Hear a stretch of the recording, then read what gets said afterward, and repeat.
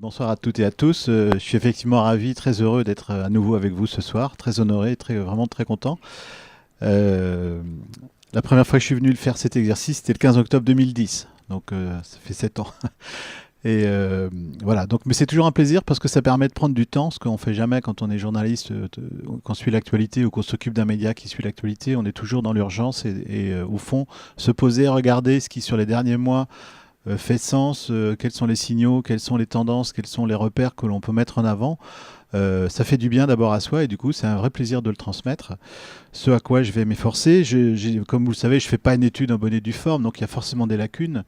Ça n'a pas de prétention d'être exhaustif, c'est ce que moi j'ai repéré, donc c'est un regard subjectif que j'essaye d'étayer en tous les cas, mais il est subjectif. Et à l'occasion, vous verrez, je donne un point de vue. Parce qu'après tout, on est là aussi pour ça, librement, c'est un lieu de la liberté, en tous les cas j'y crois fortement. Et si des gens ne sont pas d'accord, bien sûr, ils ont le droit, et le mieux c'est d'en débattre. Voilà, donc j'ai mis une petite photo, enfin une peinture plutôt en illustration de cette ouverture. C'est une peinture d'Edmond Bertreux, qui était un peintre nantais d'une époque révolue, mais qui n'est pas tout à fait. Vous voyez, là, à l'époque, la question à laquelle je dois répondre, c'est comment va l'économie du territoire. L'époque, le territoire, c'était fortement portuaire, bien sûr, le port de Nantes, hein, qui était un grand port. C'est toujours une économie portuaire, mais qui s'est largement diversifiée. Mais cette photo est assez jolie, je trouve qu'elle incarne bien et l'activité économique et le territoire de l'époque. Donc je l'ai mise un petit peu en petit clin d'œil. Alors, je vais beaucoup parler de la métropole Nantes-Saint-Nazaire, hein, c'est le territoire, je l'utilise au sens large le mot, parfois ça va en Vendée, en Maine-et-Loire, ça va sur la région, ça va sur l'ouest, mais il y a un cœur de sujet qui est Nantes-Saint-Nazaire et son développement. Et j'ai simplement repris un graphique, je vous montre pas les détails, mais c'est un graphique de l'agence Nantes-Saint-Nazaire Développement. Et je parle du moteur de métropolitain parce que, comme vient de le dire Philippe, au niveau de la région, mais c'est encore plus vrai au niveau de la métropole, on peut dire qu'il tourne à plein régime. Toujours la démographie, Philippe en a parlé.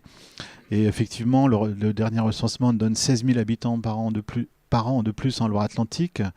Et Nantes Métropole, c'est 7 000 habitants par an de plus. Donc c'est quand même beaucoup chaque année en solde, hein. Et ce qui est caractéristique, c'est que cette métropole, elle déverse sur son environnement, puisque la grande couronne nantaise profite de cette attractivité. C'est pas une métropole qui assèche son territoire, c'est une métropole qui le nourrit. Donc ça contredit bien des discours opposition rural-urbain qui sont malheureusement trop ancrés dans les esprits. Là, on est sur une pompe aspirante et refoulante, et qui refoule plus même qu'elle aspire. Donc c'est une dynamique avec une aire urbaine de Nantes qui atteint 960 000 habitants. L'attractivité, on en parle souvent. Effectivement, j'en prends quelques chiffres. Une étude de juillet 2017 du site Cadre Emploi, qui est spécialisé sur l'emploi des cadres. Donc 56% des cadres sont prêts à quitter Paris, quitte à perdre du salaire. On le sait, mais Nantes est toujours citée en tête. Vous le savez, là c'était la deuxième après Bordeaux et avant Lyon. Et était mise en avant la diversité de ces filières par les gens qui viennent ici, c'est-à-dire l'aéronautique, la navale, l'agroalimentaire qui tourne à plein régime, et aussi les filières émergentes numériques, EMR, et j'y reviendrai aussi. Et ce matin, j'ai vu ça tout à l'heure, c'est un baromètre d'Arthur Lloyd, qui est un spécialiste de l'immobilier, qui sont donc les envies des habitants des villes pour savoir où ils ont envie d'habiter, et Nantes et Lyon étaient en tête avec Lyon. Lyon essentiellement pour sa conurbation, sa capacité à se connecter à beaucoup de territoires, et Nantes pour sa dynamique économique. Un des signaux de cette métropole, c'est l'aéroport, hein, de sa dynamique. Les chiffres qui viennent de tomber sont très forts, avec une progression de 15% sur l'année dernière, à fin août, à 3 65 000 passagers, et une barre des 5 millions qui sera franchie cette année, très certainement, c'est-à-dire 1 million de plus qu'il y a 3 ans. Et quand on se souvient des chiffres de la Délégation générale à l'aviation civile, la DGAC, elle prévoyait en 2002 un trafic de 4,3 millions pour l'année 2020. Donc on va dépasser ça dès cette année, quoi. Et on voit dans la dynamique de cet aéroport une des compagnies comme la compagnie Volotea qui a fait de Nantes son hub européen, enfin en tous les cas son premier point de hub européen, avec 32 destinations ouvertes en 5 ans. Donc on voit bien que cette compagnie espagnole a trouvé à Nantes un territoire d'expansion. Et autre signal que je vous indique de cette dynamique métropolitaine, hein, je n'ai pas voulu être exhaustif, mais on a récemment annoncé une nouvelle étude sur le franchissement de la Loire, vieux sujet à Nantes, hein, éternel sujet à Nantes, mais quand même on revoit revenir ce sujet-là très concrètement avec une étude financée par la région et l'État avec l'accord de Nantes Métropole. pour chercher un nouveau franchissement qui reste compatible avec le trafic maritime, donc soit un tunnel, soit un doublement du pont de Cheviré, un autre lieu, ou un élargissement du pont Anne de Bretagne comme c'était prévu initialement par Nantes Métropole. On sent que le jeu est ouvert, réponse attendue sur l'étude dans un an. Vous vous souvenez du débat qu'il y avait eu pour le pont de Cheviré à l'époque, mais voilà, on voit bien qu'il y a une dynamique et démographique de circulation et qu'aujourd'hui, on a encore un nouveau palier à franchir et qu'on s'en occupe sérieusement. Une des conséquences de ça, c'est l'immobilier qui est en plein boom lui aussi. Hein, et quand on dit quand l'immobilier va, tout va, c'est une comparaison qui vaut ce qu'elle vaut. Mais c'est vrai que c'est un moteur, l'immobilier, le bâtiment, c'est un moteur économique majeur sur un territoire. C'est ce qu'on appelle l'économie résidentielle. C'est pas des emplois délocalisables. Alors malheureusement, il y a parfois des emplois qui viennent d'autres pays dans des conditions anormales au plan juridique, mais c'est quand même un moteur économique très important. Et le président de l'Observatoire local du logement, Olona, à Nantes, signalait en septembre 2017, Bertrand Mours, que la totalité des transactions opérées depuis un an au Pays de la Loire, 60% se font sur Nantes Métropole. Donc vous voyez, Nantes Métropole, 60% des transactions immobilières sur la région, avec besoin de nouveaux projets, parce que le stock actuellement de logements disponibles, c'est 9 mois. Alors que le marché équilibré, il nécessite entre 12 et 15 mois de stock. Voyez, donc ça veut dire qu'on est à nouveau sur un marché tendu, qu'il faut construire, les prix augmentent. Et on voit bien également dans le tertiaire, dans l'immobilier tertiaire, de grands projets de regroupement. Par exemple, Atos a décidé de se regrouper à la Chantrerie ou mettre à 500 personnes. C'est une boîte d'informatique. Manpower, 300 personnes également. IMA, une plateforme téléphonique d'assurance, 900 personnes qui vont également s'installer sur un seul site à la Chantrerie. Donc on voit bien que là, il y a une très forte dynamique. Ça se traduit en difficulté à recruter plus qu'ailleurs. C'est un mal général français, on le sait malheureusement. Mais ici, une enquête de Pôle emploi et du Crédoc, récemment publiée en septembre, indique que 44% des entreprises de Loire-Atlantique ont des difficultés à recruter. Presque une entreprise sur deux. C'est incroyable. Enfin, c'est 33% au niveau national, où c'est déjà un problème. Non, c'était 33% il y a un an, pardon. Et en France, au niveau national, c'est 37%. Donc on est au-dessus d'une moyenne nationale déjà élevée, et dans tous les secteurs. Et le pire, c'est l'industrie. Donc là, on est face à un paradoxe permanent, c'est-à-dire que même si le chômage est plus faible qu'ailleurs ici, avec 7,6% de taux de chômage contre 9,2% en France, et quand je dis ici, c'est la Loire-Atlantique, la région étant effectivement à 7,9, donc aussi mieux placée que d'autres régions françaises, mais 7,6, ça a beau être mieux que le reste, c'est quand même pas bon. Ça reste un problème humain d'abord, social. Donc il y a ici un chômage structurel, alors que les entreprises, 1 sur 2, ont du mal à recruter. On est bien là dans ce paradoxe et dans cette situation inacceptable. Et on sait qu'à Saint-Nazaire, par exemple, Airbus et STX, Airbus à Nantes et Saint-Nazaire ou STX à Saint-Nazaire ont du mal à recruter, quoi. Je lisais une information disant que l'agence Synergie à Saint-Nazaire avait 250 emplois à pourvoir d'ici la fin de l'année. Voilà. Donc vous voyez, c'est à la fois très réjouissant, hein, le moteur tourne à plein régime, mais on n'a pas encore trouvé la bonne équation, ici comme ailleurs, pour attirer les demandeurs d'emploi, les jeunes, vers les métiers qui embauchent, et ils sont nombreux. Cette croissance, elle est très diversifiée, c'est ça qui est très fort, mais elle a quand même une tonalité toujours bleue, j'allais dire par référence au tableau d'Aimon Bertreux tout à l'heure. C'est toujours la mer qui tire la croissance dans toutes ses composantes. C'était le thème récemment d'une soirée organisée par la Carène à Saint-Nazaire avec les milieux économiques. Ils appelaient ça la croissance bleue. Donc on pense toujours bien sûr au chantier de Saint-Nazaire. Hein. Vous avez ici l'image de le Queen Mary 2 qui est revenu au mois de juillet dans ce moment extraordinaire à Saint-Nazaire. Derrière le chantier STX avec un autre paquebot. Ensuite le pont de Saint-Nazaire, le port. Donc l'industrie, le port, c'est bien sûr des poumons. Mais ça se développe aussi beaucoup dans d'autres domaines maritimes, hein, les énergies marines renouvelables, on en reparlera tout à l'heure, le nautisme, le tourisme. Enfin voilà, on est face à une économie bleue, une croissance bleue qui pousse très fort. Le port lui-même est en train de muter. Il développe des zones d'activité spécialisées sur les énergies marines renouvelables, au Carnet sur 110 hectares, avec un nouveau terminal aussi à Montoire.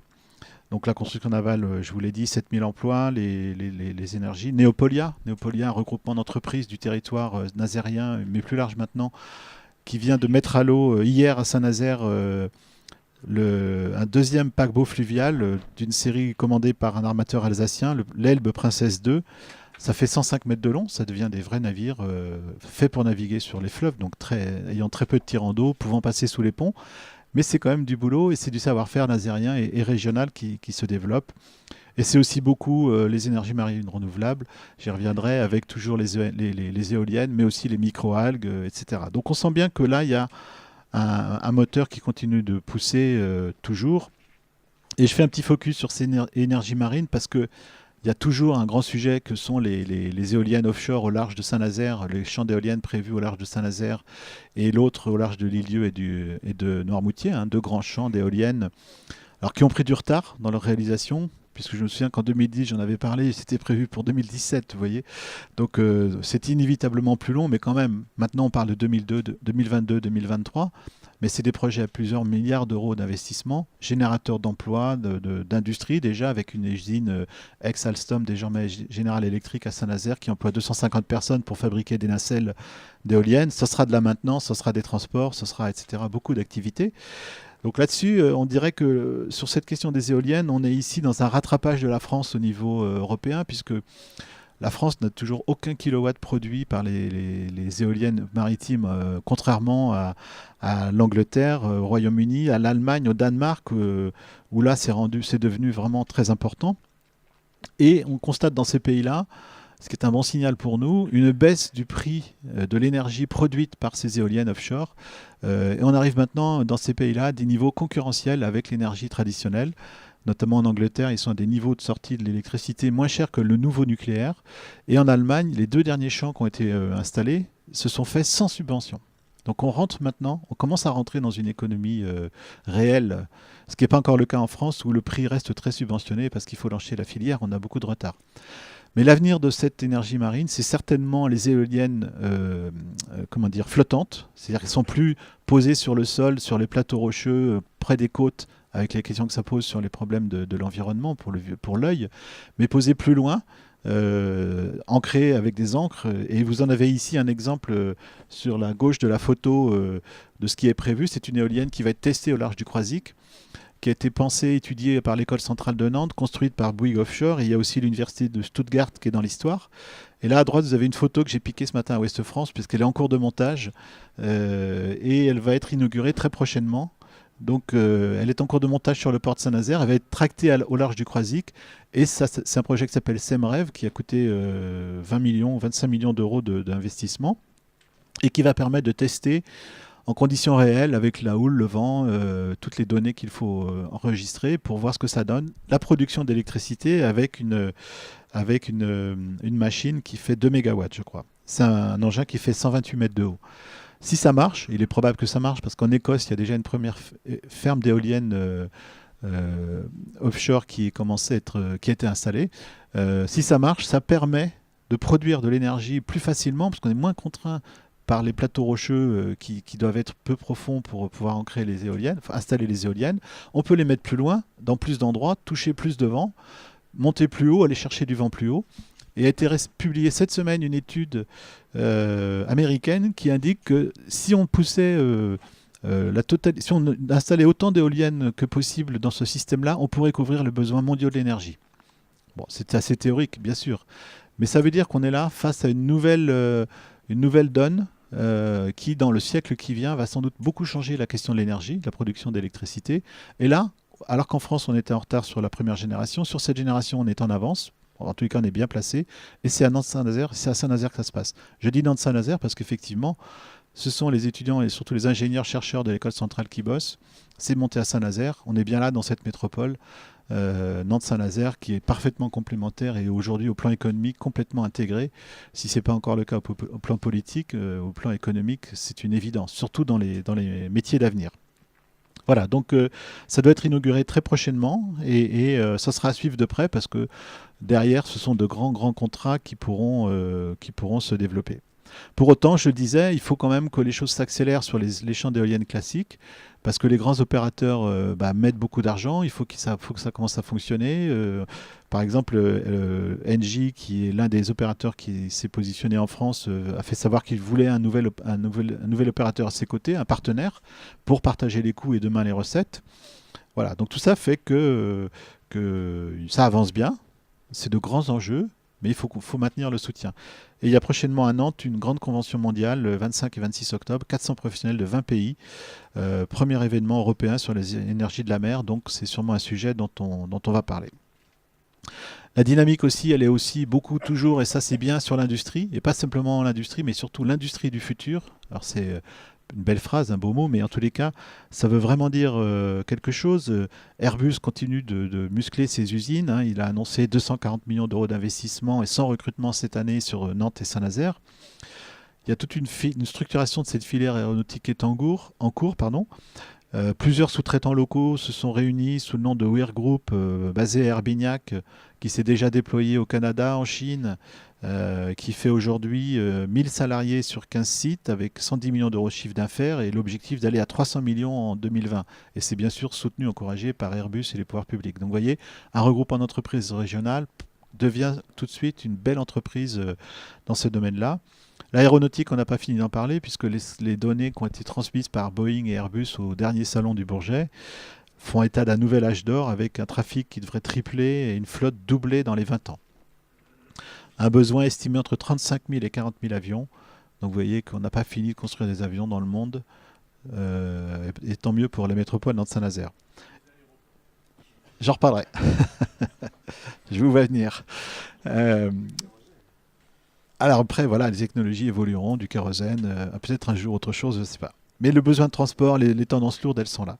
Et du coup, on voit apparaître dans cette industrie du futur aussi des PME, et c'est ça qui est formidable, c'est qu'il y a des grosses locomotives, mais il y a aussi les PME. Il y en a une qui fait parler d'elle, qui s'appelle Loiretech, qui va installer, qui est basée à Mauves aujourd'hui, qui va aller à Bougnay, près d'Airbus et de l'IRT Jules Verne, installer une usine de 8000 m². Alors, Loiretech, c'est 140 salariés aujourd'hui.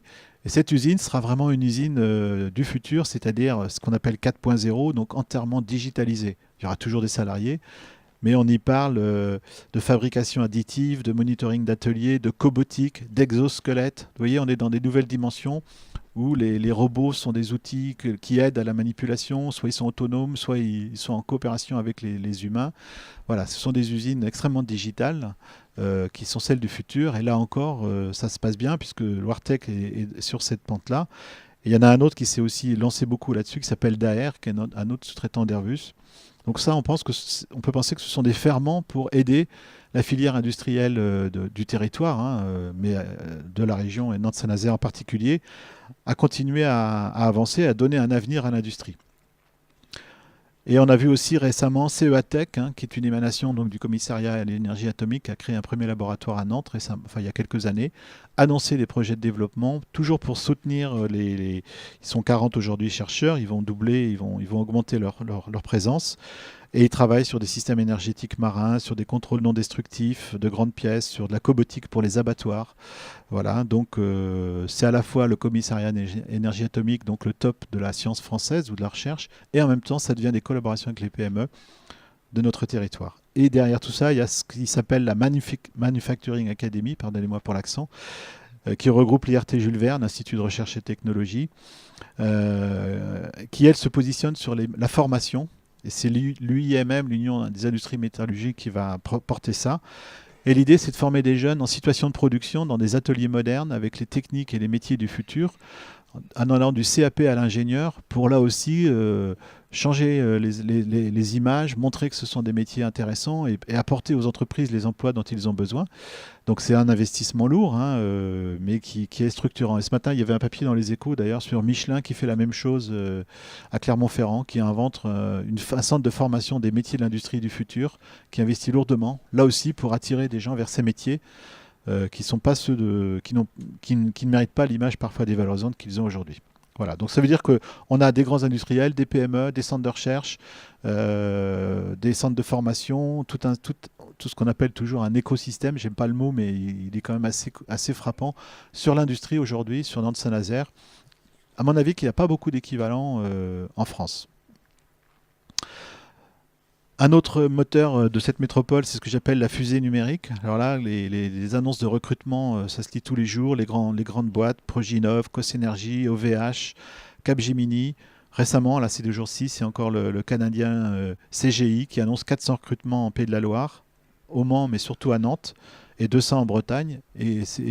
Cette société, CGI, emploie déjà 650 personnes à Nantes.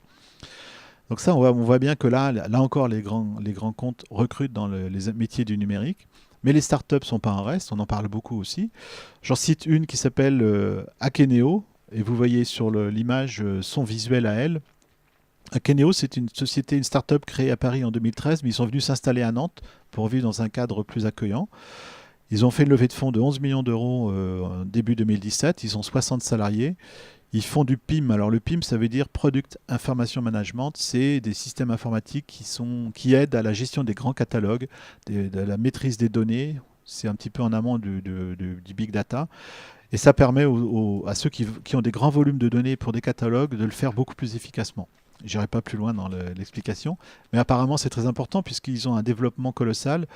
Ils sont présents déjà dans 165 pays, 120 clients, 40 000 installations, parce qu'on commence par être gratuit, puis ensuite on paye. Voilà. Et c'est une société qui s'est installée dans un immeuble de la place Millinette. Vous savez, ces beaux hôtels particuliers de la place Millinette avec des jardins derrière. Et au fond, c'est intéressant de voir qu'une start-up aujourd'hui, c'est ça qu'elle va chercher. Donc il y a un open space dedans, mais simplement c'est des boiseries le long du mur. Vous voyez, c'est à l'alliance de la technologie et du patrimoine. Ils vont chercher une qualité de vie, un jardin, une capacité à recevoir du monde. Enfin voilà. Et ça en dit long. Et un autre exemple qui me vient en tête à ce propos-là, c'est le Startup Palace qui est installé actuellement derrière le théâtre et qui va migrer dans l'ancien bâtiment du CIC, enfin CIO, Crédit Industriel de l'Ouest autrefois, qui était le siège régional siège tout court rue Voltaire, puis siège régional et désormais grosse agence.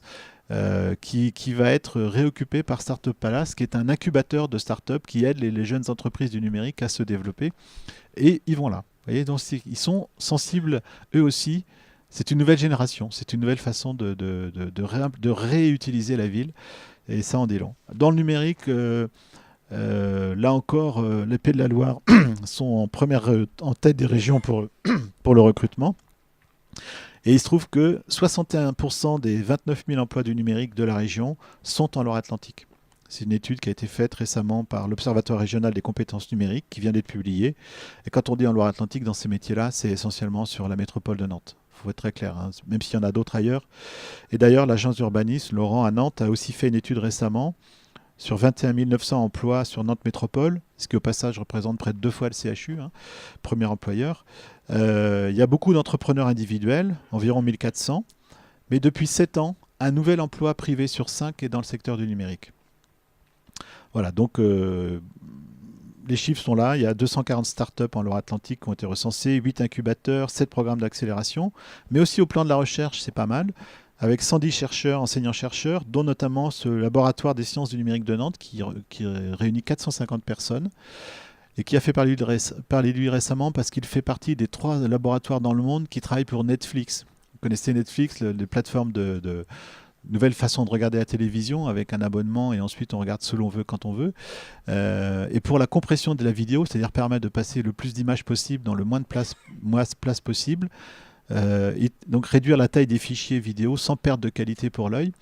Le laboratoire nantais fait partie avec l'Université de Californie du Sud et l'Université du Texas à Austin, des 3 labos dans le monde qui bossent sur ces sujets-là.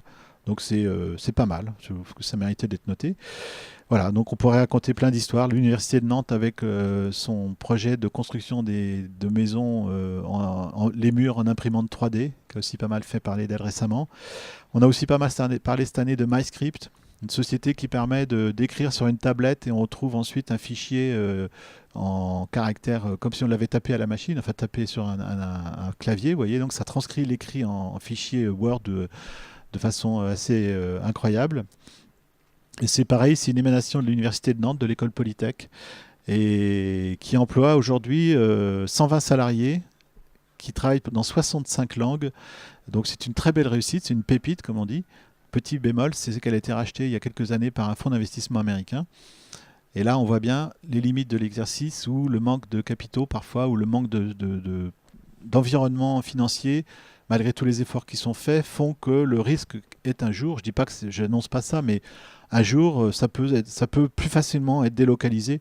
Ceci dit, ils ont des ressources ici, ils restent là. Mais vous voyez, c'est dommage que cette société qui est issue de l'école Polytech, de l'université de Nantes, qui développe une technologie mondiale saluée au CES de Las Vegas l'année dernière, finalement soit maintenant propriété d'un fonds américain.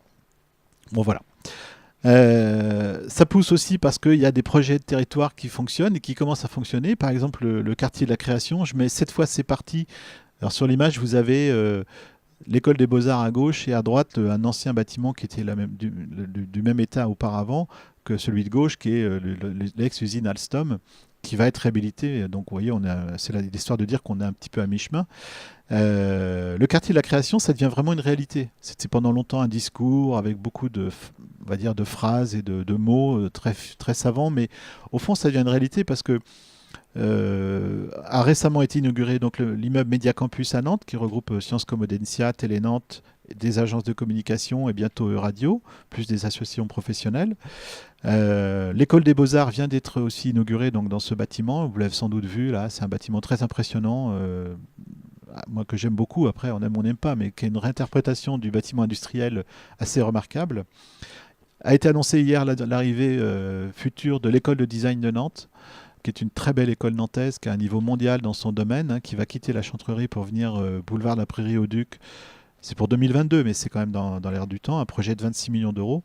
École de design de Nantes, qui en 1998 avait 100 étudiants, et aujourd'hui on a 1360 de 35 nationalités, et des présences en Chine, au Brésil, etc. Donc c'est une très très belle réussite de l'enseignement supérieur nantais. Qui va donc venir s'installer sur le quartier de la création, où il y a déjà, au niveau de la formation, l'école d'architecture, Ciné Créatis, le pôle des arts graphiques. Dans les médias, il y a déjà Ouest France, France Bleu, Loire-Océan. Dans la culture, il y a Stérolux, Trampolino, beaucoup d'agences de design, de communication, d'indépendants, etc. Donc on sent que là, il est en train quand même de se passer quelque chose, après beaucoup de discours de la réalité. À terme, il est prévu qu'il y ait 4500 étudiants, 100 chercheurs et 1000 emplois. Et c'est tout l'enjeu des industries culturelles. Au fond, c'est ce qu'on met dans les tuyaux du digital. Hein. Aujourd'hui, la question, c'est plus les tuyaux, c'est ce qu'on met dedans, les contenus. Donc là, il y a de très forts enjeux, que ce soit de l'information, du divertissement ou toute autre chose, de la formation. Il y a besoin là aussi de nouveaux usages, de nouveaux modèles économiques. Donc ça ne se passera pas que là, mais là, il y a une concentration intéressante à saluer. Autre signal de cette dynamique, c'est le nouveau stade de Nantes. Vous avez entendu parler récemment. J'ai mis un dessin de Frappe qui raconte. J'ai appelé ça le pari du nouveau stade. Pourquoi? Parce que c'est une histoire assez étonnante où là, Nantes innove aussi beaucoup. C'est-à-dire que les stades, vous connaissez en quelques chiffres, hein, c'est pour 2022, 40 000 places à l'emplacement actuel, enfin juste à côté du stade de la Beaujoire. C'est 200 millions d'euros d'investissement annoncé et 0 € d'argent public. Et ça, c'est une première, parce que jusqu'à présent, les stades, que ce soit au Mans ou à Bordeaux ou à Lille, les nouveaux stades ont été faits dans des configurations publiques-privées souvent désastreuses pour le public et le contribuable local, qui paye très cher des ardoises laissées, des surcoûts ou des échecs économiques. À Lyon, c'est un gros projet qui est 400 millions d'euros, mais à côté, la métropole de Lyon fait 200 millions d'infrastructures, d'aménagement, d'accès, de parking et tout. Là, c'est un deal qui est vraiment nouveau, où chacun prend son risque. Le promoteur, alors en l'occurrence les deux parties promoteurs, c'est-à-dire le président de FC Nantes, Valdemar Kita d'un côté, de l'autre le groupe promoteur nantais Réalité. Donc eux, ils assument le risque économique, mais on peut dire qu'en face, la métropole et Johanna Roland assument le risque politique, c'est-à-dire qu'ils confient 22 hectares à aménager, 22 hectares donc de terrain qui étaient à la ville, qui sont vendus aux promoteurs, pour non seulement aménager le stade, mais y mettre des bureaux, des logements, dont 25% de logements sociaux, une école, pas de commerce ou pas de galerie commerciale pour pas concurrencer. Donc ils ont réussi à obtenir les contraintes du public, enfin les contraintes de l'urbanisme sur 22 hectares de construction. C'est-à-dire qu'il y aura une école, il y aura 25% de logements sociaux, il n'y aura pas les commerces qui auraient permis de rentabiliser mieux les choses, il y aura une capacité suffisante, les tarifs d'accès au stade devront être raisonnables, et voilà. Donc Il y a une négociation assez ardue, mais qui a abouti à un projet où finalement, moi j'attends de voir, hein, bien sûr, il faut être prudent, mais je trouve que c'est intéressant. C'est-à-dire, d'un côté, il n'y a pas d'argent public parce que l'économie du football aujourd'hui permet de générer des financements et l'argent public, on peut le mettre ailleurs. Pour autant, il y a un souci du bien public qui demeure fortement, donc le politique n'a pas disparu. Il a imposé des règles qui devront être suivies, qui doivent faire que ces 22 hectares doivent être aménagés, pas simplement pour le foot. Voilà, donc sujet à suivre, mais je pense que c'est quand même assez intéressant. Et dans ce dossier, on voit apparaître, ou plutôt on a la confirmation de la dynamique d'un groupe nantais, d'un promoteur nantais qui s'appelle Réalité, qui a été créé en 2003 par Johan Joubert, qui la dirige et qui a 42 ans. Et c'est un groupe qui va faire 100 millions d'euros de chiffre d'affaires cette année, 180 salariés, qui est en plein développement, qui vient d'annoncer aussi une très belle opération à Bordeaux, qui s'est implantée à Paris. Donc voilà, ça fait partie de ces éléments à suivre. La dynamique du territoire, la dynamique de la métropole, c'est aussi le monde de la santé. Là encore, on va dire que c'est la conséquence de la dynamique démographique et du vieillissement de la population. Le CHU, le futur CHU, les cliniques. Le CHU, vous connaissez le projet, hein, 1 milliard d'investissements prévu pour les années 2022-2023. Donc là, c'est une image de synthèse qui préfigure ce que ce sera en rive sud de l'île de Nantes. Donc le chantier avance, enfin le projet avance. Ils ont lancé cet été un appel à manifestation d'intérêt avec l'assistance publique Hôpitaux de Paris sur l'hôpital numérique du futur. Donc là, ils travaillent sur l'hôpital du futur qui sera évidemment assez différent de ce qu'il est aujourd'hui.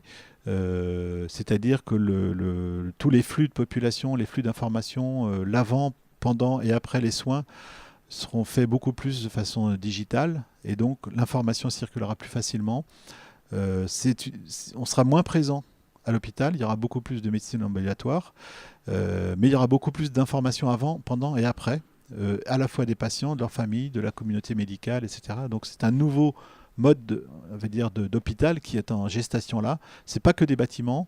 Et quand le CHU se met avec Assistance publique Hôpitaux de Paris, qui est quand même une grosse machine, encore beaucoup plus grosse, ils ont les moyens de demander aux fournisseurs de solutions informatiques, de digital, de réfléchir à des nouvelles offres, de nouveaux modèles dans ce domaine-là. Donc c'est à suivre. Mais la santé à Nantes, c'est aussi une grosse bagarre dans le domaine entre les cliniques privées. Vous avez vu toutes ces grosses cliniques qui ont poussé sur la périphérie. Et en ce moment, j'ai mis plein les yeux, c'est un petit clin d'œil, c'est le cas de le dire, j'ai pas fait exprès. Mais récemment, enfin, la clinique Sourdil, très connue à Nantes pour la médecine des yeux, a été rachetée par un groupe qui s'appelle Elsan, qui est le leader privé français de l'hospitalisation. Plus de 2 milliards d'euros de chiffre d'affaires, 203 établissements, dont la Polyclinique de l'Atlantique à Nantes, la clinique Saint-Augustin et l'Institut de la Main à Nantes. Donc très grand groupe. Et qui, après avoir racheté la clinique Sourdil, a lancé à la première pierre très récemment un institut ophtalmologique Sourdil Atlantique, prévu pour 2019 sur le site de la Polyclinique Atlantique, pour 14 000 opérations par an. Donc une très grosse machine, avec un rayonnement beaucoup plus que local, hein, national quasiment. Et il se trouve qu'à l'ouest de l'agglomération, il y a un projet de la même taille qui est porté par la clinique Jules Verne, mutualiste, mais pas moins ambitieuse, pour faire un institut ophtalmologique de l'Ouest, là, avec une capacité de 15 000 opérations par an. Et moi, je répète ce que je lis dans la presse, hein, j'ai pas d'informations spéciales, mais il y a une chasse aux médecins avec des transferts annoncés d'une équipe de médecins du premier vers le second. Enfin, j'imagine qu'en ce moment, voilà, on voit que ça pousse, ça se bat, il y a des enjeux.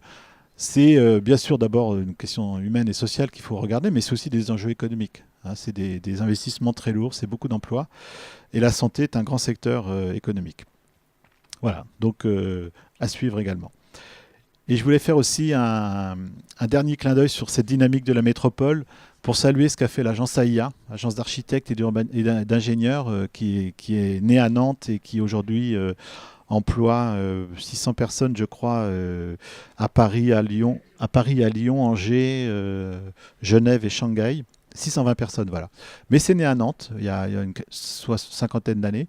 Et donc, AIA est toujours très présent à Nantes, puisque les 250 personnes qui travaillaient sur le siège historique de Saint-Herblain ont migré très récemment sur l'ancienne salle à tracé du chantier du Bijon, que vous avez là, qu'ils ont totalement désossée et reconstruite en l'allongeant un peu derrière, donc en respectant sa silhouette. C'est un bâtiment qui avait été construit en 1915 en béton armé, ce qui à l'époque était très novateur, qui avait une structure très légère. Et pourquoi c'était la salle à tracer? C'est-à-dire qu'au deuxième étage, il y avait un immense plancher, je crois je vais dire une bêtise, 800 mètres carrés, mais plus grand encore, je crois. Un très grand plancher sur lequel les gens dessinaient les formes des pièces à l'échelle 1, donc pour aller ensuite les construire dans les ateliers du chantier du Bijan. Donc à l'époque, il n'y avait pas d'ordinateur, on n'avait pas de calculateur et de simulateur, on faisait tout à l'échelle 1. Et donc c'était dessiné avec des formes en bois, donc ils clouaient les formes en bois sur le plancher, donc il en reste beaucoup de traces. Bref, c'est un bâtiment du patrimoine industriel et maritime nantais remarquable qui a été utilisé jusqu'en 1965, au moment où Dubigeon a dû être transféré, je pense, sur la prairie au Duc à l'époque, resté vide ensuite, ou servant d'entrepôt, donc en pleine décrépitude. Et heureusement, il y a un chef d'entreprise voisin, Jacques Fétis, un amoureux du patrimoine industriel, qui avait une entreprise qui a toujours une entreprise à côté, spécialisée, je crois, dans la motorisation, et qui avait racheté ce bâtiment en se disant un jour il se passerait quelque chose, je le garde, je veux pas qu'il soit démoli et tout. Et il a eu plein de sollicitations de promoteurs qui rêvaient de l'endroit parce que c'est en bord de Loire, face à Trente-Mousses, c'est un endroit merveilleux. Plein de sollicitations de promoteurs pour raser ça et mettre à la place des logements. Il n'a jamais voulu. Et un jour, il a passé un accord avec cette agence d'AIA qui a su réinterpréter le bâtiment, en faire un bâtiment ultra moderne où dedans c'est des open space, du coworking, tous ces trucs à la mode. Au niveau thermique, c'est très bien isolé. Ça va chercher des calories en pompant dans la Loire pour chauffer le bâtiment. Enfin voilà, c'est un bâtiment ultra moderne, mais qui a gardé toute la silhouette et tout l'esprit de ce bâtiment ancien. Avant, on y dessinait des formes, des pièces de bateaux. Maintenant, on y dessine des immeubles, des maisons, des hôpitaux. On est toujours dans ces métiers un petit peu, mais voilà, je trouve que ce qu'a su faire Ayala, c'est un peu leur chef-d'œuvre. Et en même temps, ça raconte ce que doit être aussi l'avenir d'une ville, c'est-à-dire leur construction sur elle-même, leur réinterprétation du patrimoine intelligente, dynamique, pas nostalgique. Pour autant, dans un lieu, vous voyez, en Tours, qui est encore entouré de vieilles entreprises, et tout, on sait très bien que tout ce site du Bas-Chantenay, allez, dans les 20-30 ans qui viennent, ce sera ce qu'est aujourd'hui l'île de Nantes, quoi, vous voyez, c'est-à-dire ce sera un territoire dynamique. Et j'espère qu'AIA aura donné le signal pour qu'on continue à travailler intelligemment sans mettre tout par terre et en utilisant les ressources des bâtiments qui existent sur ce lieu. Ah, j'avais encore une info sur l'économie, oui. J'ai mis Beneteau accélère encore. Vous avez ici l'image du siège social de Givran de Beneteau, pas le groupe, mais la société Beneteau, donc en Vendée. Et quand on regarde ce que fait Beneteau, c'est assez exceptionnel, son développement dans le monde entier. A réaffirmé encore récemment sa volonté d'attaquer tous les segments du nautisme, voile, moteur, y compris les grands navires. Et là, récemment, il vient d'annoncer 500 recrutements. Voilà, donc on voit que ça continue de pousser. Et pourquoi est-ce que j'en parle? C'est parce qu'en fait, la Vendée est connectée à Nantes. Vous le savez bien, beaucoup de Vendéens sont nantais, mais y compris dans l'économie aujourd'hui. Beneteau, qui, comme tout le monde se dit, le digital va transformer la façon de piloter un bateau, de partager un bateau, de l'acheter, de le louer, de le revendre, etc., est en train de développer tout un bouquet de services et veut créer un grand portail de services digitaux. Et il s'est dit, pour avoir les bonnes personnes, savoir le faire, je vais le faire à Nantes. Mon pôle digital, je le fais à Nantes. Voilà. Donc ils se sont dit, au fond, c'est pas à Saint-Gilles-Croix-de-Vie, quelles que soient les qualités de cette ville, que j'aurai les bonnes personnes pour le faire. Donc au fond, on voit bien là l'articulation entre une métropole et son territoire. Jamais Beneteau n'aurait pu se développer à Nantes comme il l'a fait en Vendée. C'est une autre histoire. Mais on voit bien que les deux fonctionnent ensemble, quoi. Il faut avoir cette lecture du territoire bénéfique aux deux. Et dans la série des belles PME, des entreprises qui poussent, j'aurais pu en citer 10 ou 15.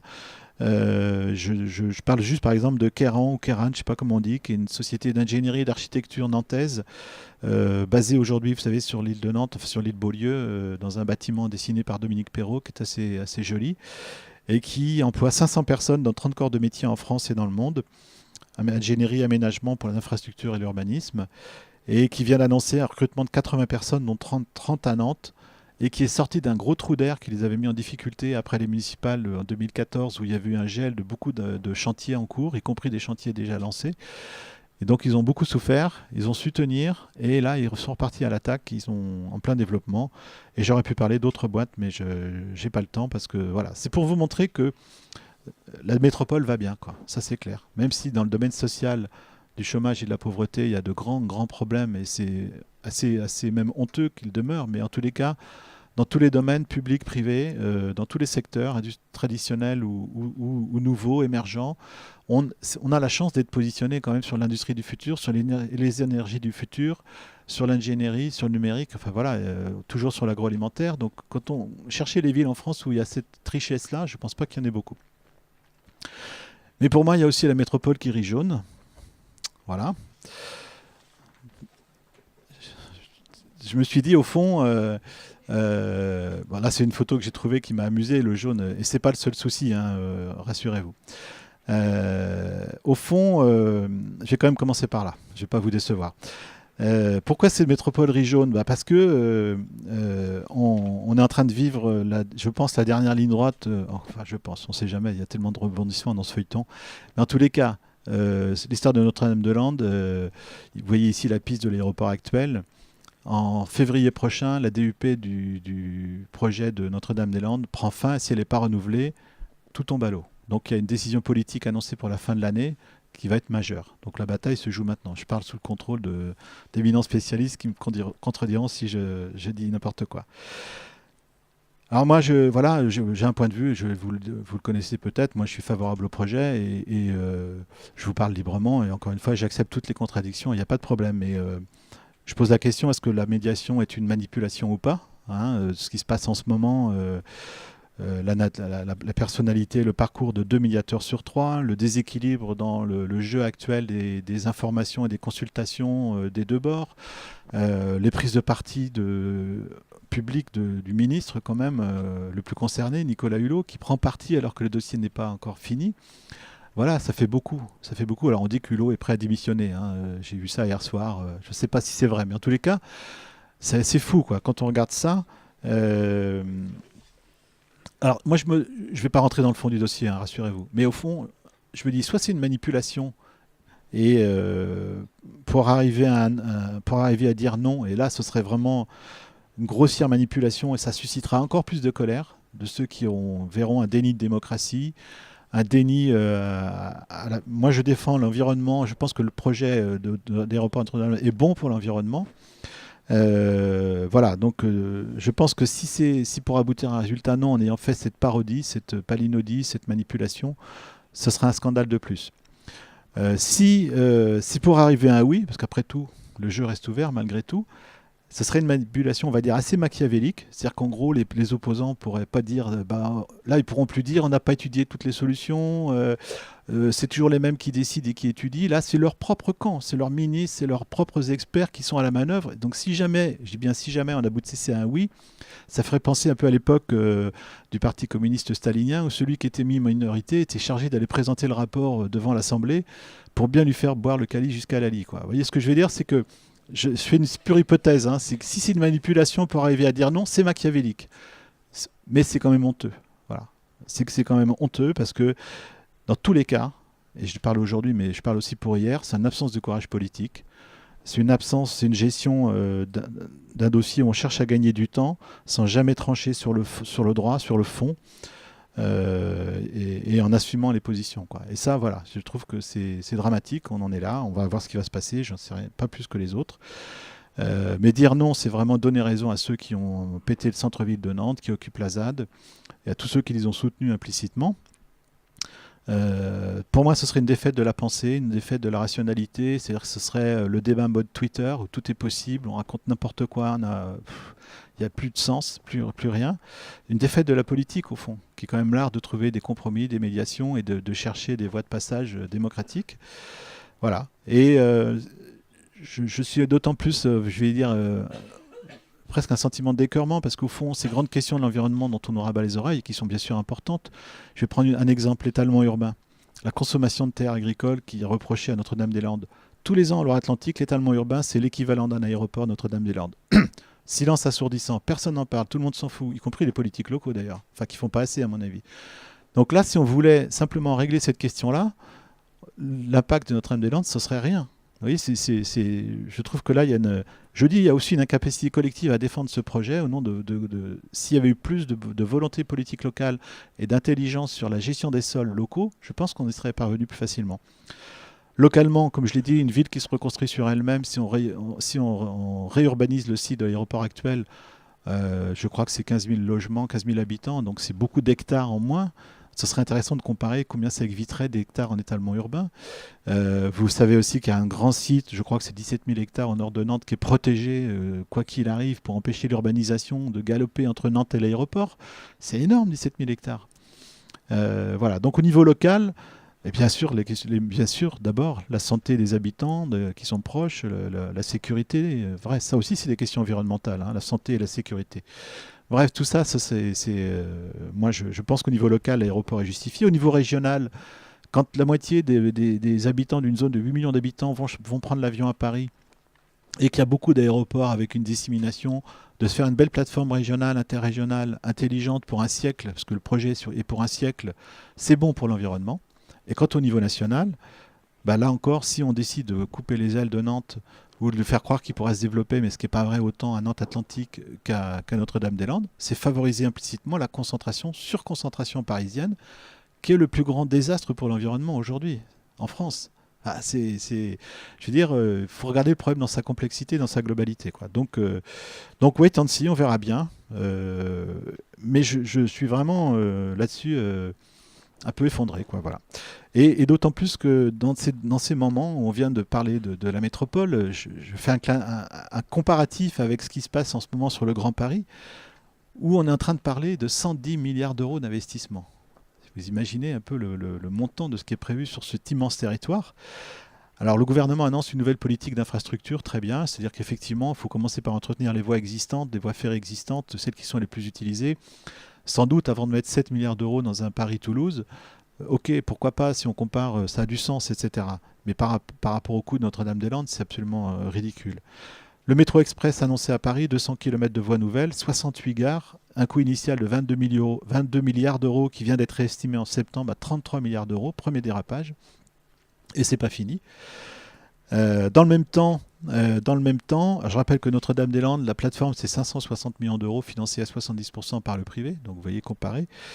Et dans le même temps, les investissements publics et privés autour de cette ligne de métro, au total, c'est 110 milliards d'euros, quoi. Voilà. Donc on est bien. Alors là, c'est open bar, on y va, plein pot, pas de problème. La réflexion sur la déconcentration de la France, on l'oublie complètement. Enfin voilà, on muscle encore quelque chose qui est hypertrophié. Et on va chipoter le développement de Toulouse, de Nantes. Voilà. Et je trouve que là-dessus, il n'y a pas de parole politique. On n'en parle pas, on ne compare pas.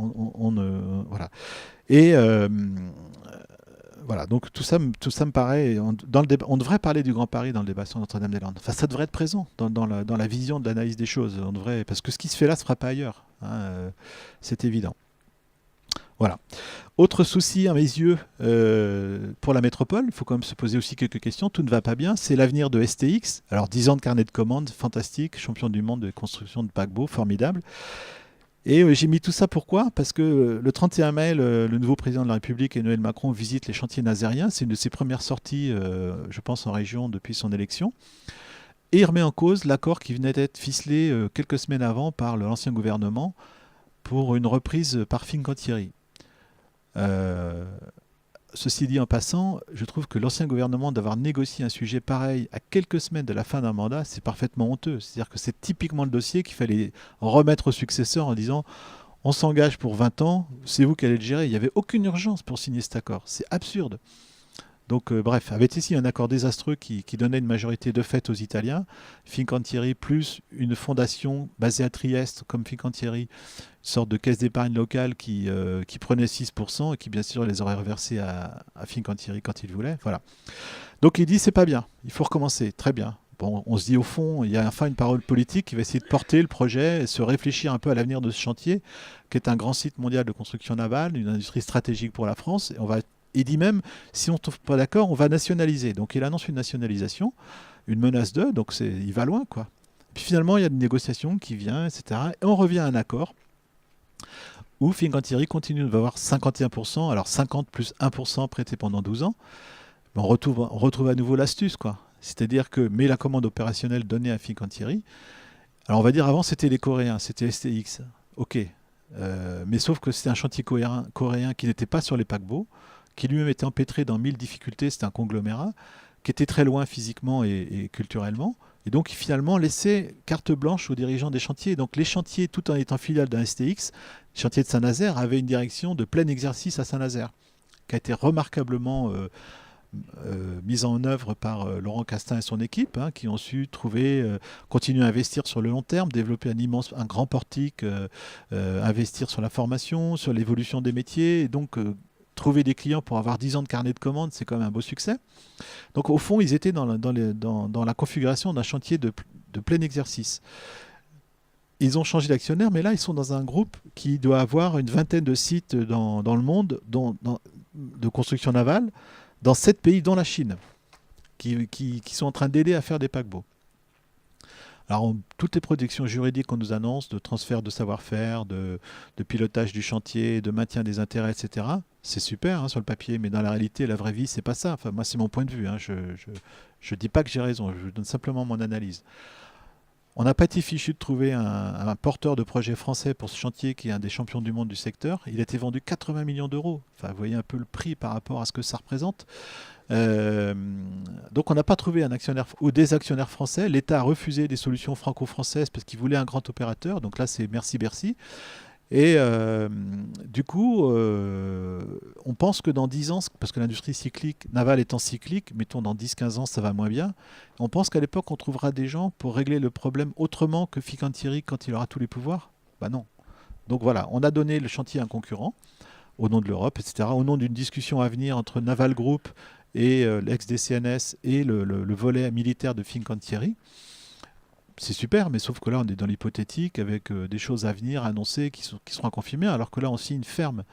Voilà, donc on est à nouveau dans un jeu où le Saint-Nazaire a été sacrifié, je pense, sur des grands intérêts d'échanges économiques entre l'Italie et la France. Il faut que Bolloré puisse avancer là, il ne faut pas trop emmerder STX ici. Voilà.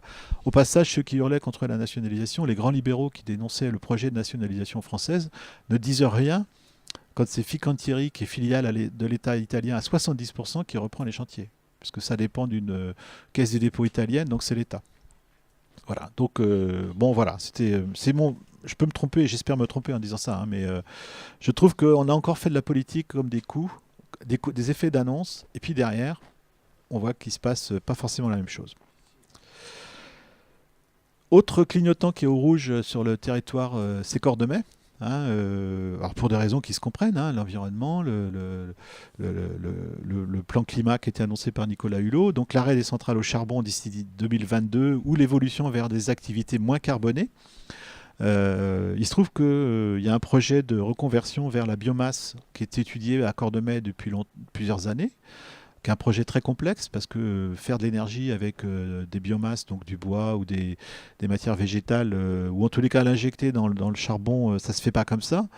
Il y a des rendements qui sont forcément inférieurs. Et puis surtout, il y a des questions de transport de cette ressource qui sont très complexes, de logistique, beaucoup plus complexes que d'amener des barges au charbon à EDF, ça se fait facilement. Mais pour autant, il y a un projet.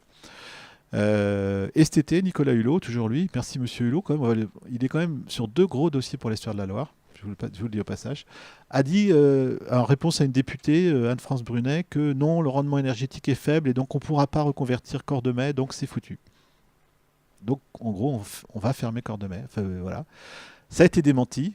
Donc même Renaud Dantec, sénateur de Loire-Atlantique, écolo, a dit non, non, mon ami Nicolas s'est trompé, en fait on continue le projet. EDF vient effectivement de nommer un nouveau directeur de centrale qui vient du Havre pour continuer à porter le projet de transfert de l'activité vers la biomasse. Donc voilà, donc ça veut dire que c'est pas fini, mais c'est quand même un dossier à suivre de près parce que vous voyez l'engin, vous voyez la taille de la centrale sur ce site, son poids économique en termes d'emploi, son côté locomotive de l'industrie portuaire, de l'activité portuaire, hein, qui d'ailleurs, l'activité portuaire est en baisse, pas en 2016, mais 5 années précédentes en baisse parce que moins de carburant, moins de charbon en particulier à transporter. Donc voilà, encore une fois, je ne défends pas le charbon, hein, c'est pas la question, mais je dis que là, il y a une question importante qui est ouverte, qui fait l'objet de débat. Et là aussi, je voudrais qu'il y ait de l'expertise et de la raison et pas que des coups de politique, quoi. C'est-à-dire c'est des dossiers sérieux qui réclament du temps, des moyens, des experts. Moi, les experts, c'est pas un gros mot pour moi, c'est plutôt des gens qui ont une pensée, qui sont capables de proposer des solutions réfléchies, et on en a besoin. Donc, à suivre de très près. Mais ça pose quand même une question si on s'y projette beaucoup plus sur le long terme, hein, bien entendu. C'est est-ce qu'un jour on va avoir un estuaire décarboné? C'est-à-dire sans industrie pétrolière, sans industrie liée au charbon, au gaz, etc. Puisque c'est l'avenir de l'énergie, semble-t-il. Alors j'ai mis ces petites photos clin d'œil où on voit les cheminées de Cordemais dans le lointain. Et puis là, une fausse cheminée, celle du voyage à Nantes qui permet d'aller passer une nuit sur la cheminée, qui annonce finalement une bascule d'un estuaire industriel, de l'industrie carbonée, vers un estuaire plus touristique, plus sociétal, voilà, c'était un petit clin d'œil, mais c'est quand même une question, si on raisonne à 50 ou 60 ans ou 100 ans, qui se posera. À court terme, non. La raffinerie Total a de l'avenir. Ils sont en train de financer leur contournement par le TGV à hauteur de 150 millions d'euros, payé quand même largement par les collectivités territoriales. Mais Total a comme un programme d'investissement sur la raffinerie important pour améliorer sa capacité et surtout sa productivité.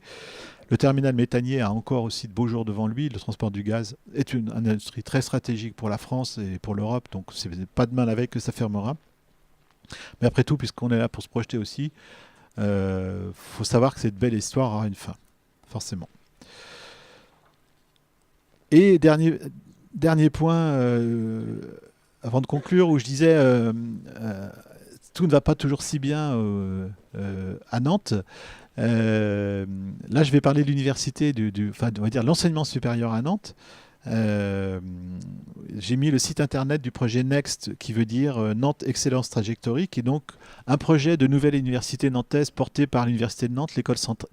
Je dis porté, je devrais peut-être le dire au passé. Enfin, en tous les cas, qui a été porté par l'université de Nantes, l'école centrale, le CHU et l'INSERM, qui a présenté un projet dans le cadre des investissements d'avenir, vous savez, ces grands projets financés par l'État avec un jury international qui choisit, pour débloquer des fonds importants, pour financer des programmes de recherche, attirer des chercheurs de haut niveau, etc., dans le domaine de l'industrie du futur et dans le domaine de la santé.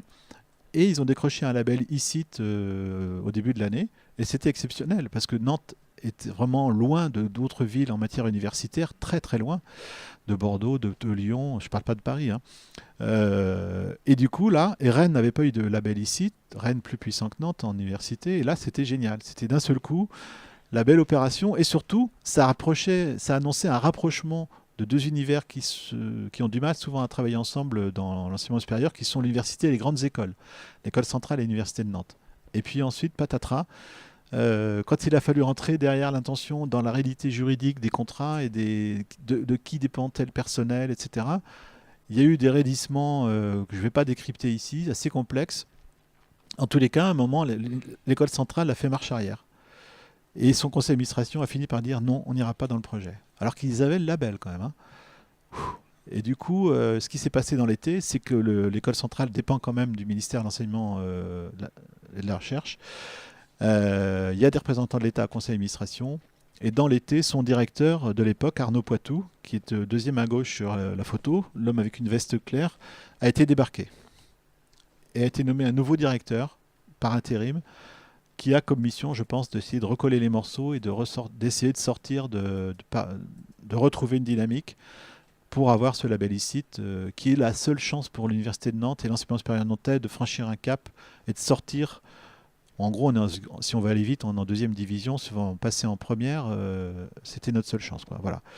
Donc je connais pas le détail de l'histoire, mais ça a fait désordre, quoi, hein. Ça a fait brutalement penser que finalement, ces histoires d'hommes aussi probablement, mais il y a des moments, il faut faire, on peut pas tout avoir, quoi. C'est-à-dire qu'il faut que et l'université et l'école centrale, je pense, fassent des concessions, certainement, je ne sais pas, mais on a un décalage entre ce qui a été possible, annoncé, et la situation actuelle. C'est pas perdu, mais c'est un dossier à suivre. C'est pour ça que je parlais de rire jaune tout à l'heure. On voit bien qu'il y a des il y a des choses qui vont moins bien. Et de tout ça, ça me fait dire qu'au fond, de quoi est-ce qu'on a besoin dans ce territoire assez exceptionnel, comme vous l'avez vu, mais dans lesquels les signaux, bien sûr, négatifs ne manquent pas aussi. Moi, je pense qu'on a besoin d'un pilotage politique fort. C'est-à-dire qu'il y a besoin d'un projet fort de territoire, bien sûr, mais d'un pilotage politique. C'est-à-dire que face à toutes ces questions, toutes ces turbulences, il faut être capable de porter ses stratégies, quand c'est nécessaire, de siffler la fin de la récré entre ceux qui ne s'entendent pas, de fédérer, de peser à Paris, Voilà, c'est toujours malheureusement dans cette France centralisée, il faut avoir du poids. Il faut aller convaincre, être capable. Voilà, donc c'est ce que j'appelle ce pilotage politique. Il y a besoin de quelque chose de fort, vu les enjeux, vu les risques et le potentiel surtout. Ça signifie qu'il faut que ça marche à gauche, à droite et en même temps, désormais. Alors je ne parle pas des extrêmes des deux bords, mais vous voyez, il faut bien qu'il y ait aujourd'hui un consensus territorial sur ce sujet-là. Il faut que la région et la métropole marchent ensemble. Ce qui m'a beaucoup chagriné, c'est quand il y a eu la succession annoncée de Bruno Retailleau récemment. Le candidat nantais avait des lits de sale gueule, quoi. C'est-à-dire qu'il ne fallait pas qu'il soit nantais, son successeur. C'est-à-dire qu'être nantais est un problème. C'est quand même assez incroyable. Enfin, je veux dire, être nantais, ça ne veut pas dire être nantais. Ça veut dire que simplement, on est candidat comme les autres. On peut l'exclure a priori parce qu'il était nantais. J'ai trouvé ça énorme. Voilà, donc il faut que la région et la métropole fonctionnent ensemble parce que leurs compétences, leurs moyens sont absolument liés sur les grands enjeux que j'évoquais. Le département, il est très actif, son président, mais ce n'est pas la collectivité territoriale qui est en première ligne sur ces sujets-là. La métropole Nantes-Saint-Nazaire, moi je pense qu'elle doit plus s'affirmer politiquement. Sa présidente doit s'affirmer, elle doit prendre du poids, elle doit aller porter les dossiers. Elle doit être vraiment force de proposition, d'entraînement, une capacité à organiser, et à avoir un leadership qu'il faut absolument maintenir. Voilà, donc ça ne dépend pas d'une personne, ça dépend d'un groupe de politiques. Je ne fais pas de personnalisation dans l'histoire, mais il y a une époque où c'était simple, hein, ça se décidait entre trois personnes, Olivier Guichard, Jean-Marc Ayrault, et puis le préfet qui représentait l'État, et hop, ça roulait comme ça, pour faire vite. Bon, aujourd'hui, heureusement, on est dans un monde un peu plus complexe, mais pour autant, beaucoup de dossiers de l'époque, il y a 20 ans ou 30 ans, ont été traités comme ça. Avant, c'était encore plus du temps du gaullisme triomphant. C'était entre Guichard tout seul et le ministre concerné. Mais voilà, n'empêche que ça a permis à de grands sujets de voir le jour, d'avancer. Et donc, on voit bien qu'à la fois, il y a une forte dynamique, mais il y a quelques enjeux importants. Et donc, il y a besoin de ce pilotage politique à réaffirmer pour un projet de territoire à réaffirmer. Voilà, j'ai fini de parler comme un politique. Je vous remercie.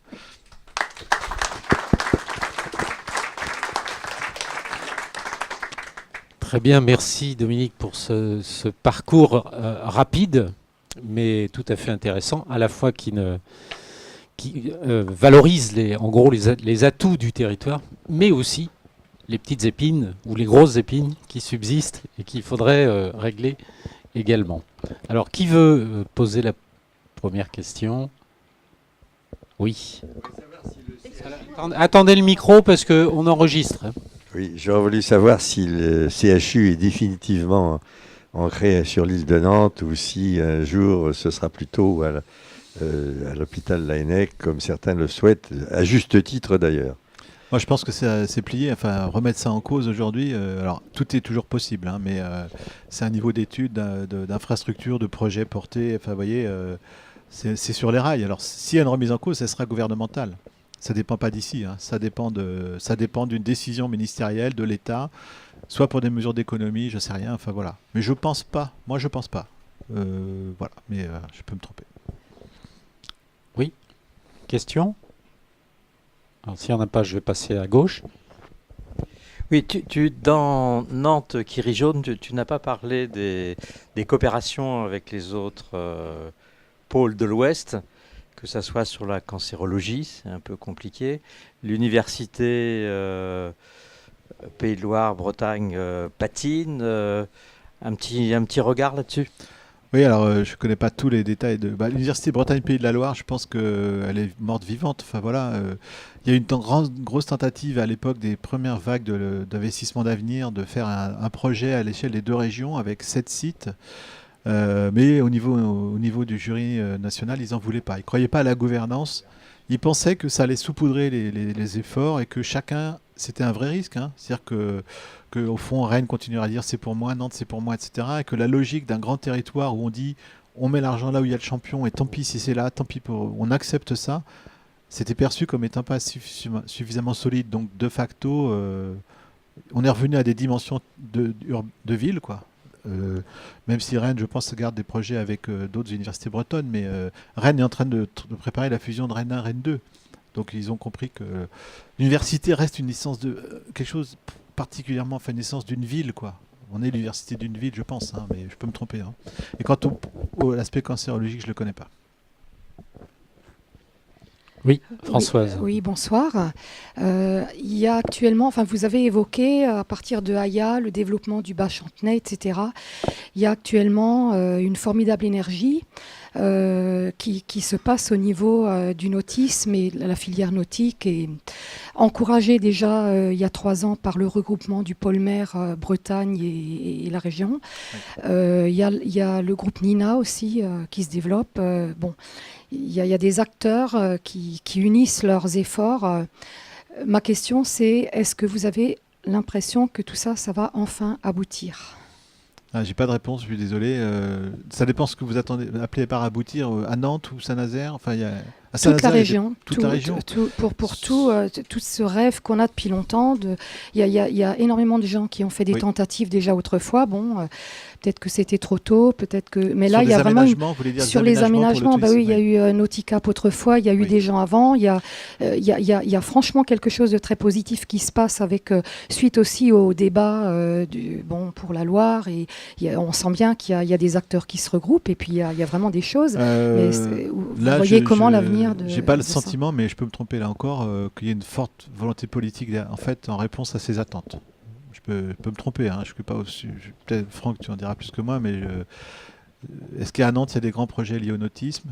Alors vas-y, parce que je les connais pas. Donc je sais qu'à Saint-Nazaire il y a des projets. Je ne le connais pas précisément, mais il y a un grand projet pôle nautique dans le Bas-Chantenay autour de l'usine électrique Exact. qui est en train d'émerger. Oui, Voilà. tout à fait. Donc voilà, c'est émergent, donc il faut espérer que ça va avancer. Oui. Mais justement, AIA donne aussi c'est un premier signal de quelque chose, quoi, où on greffe sur un territoire où il y a déjà des bateaux dans le Bas-Chantenay, il y a déjà des chantiers qui réparent des bateaux, donc il faut simplement l'organiser, l'aménager, le renforcer, quoi.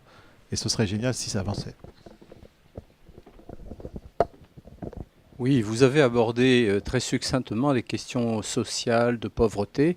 Comment se fait-il que le développement économique ne permette pas de réduire cette pauvreté? Comment, dans un territoire aussi favorisé, il n'y ait pas un effet plus favorable?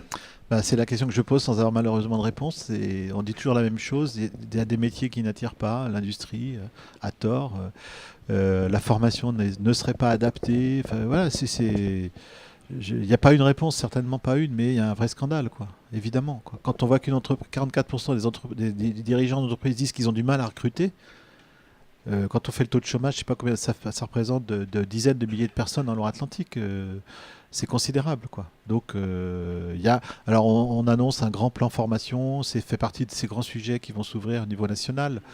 La réforme de la formation professionnelle, la réforme de l'assurance chômage et tout ça, ça y contribuera peut-être. Il faut l'espérer en tous les cas.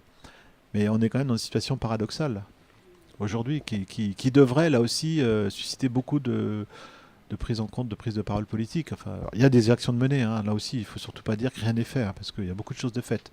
Mais il y a encore des marges de progression. Ouais.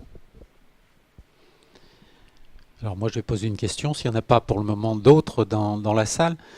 Autour du numérique se développent actuellement des nouvelles façons de commercer, en particulier avec les plateformes. Oui.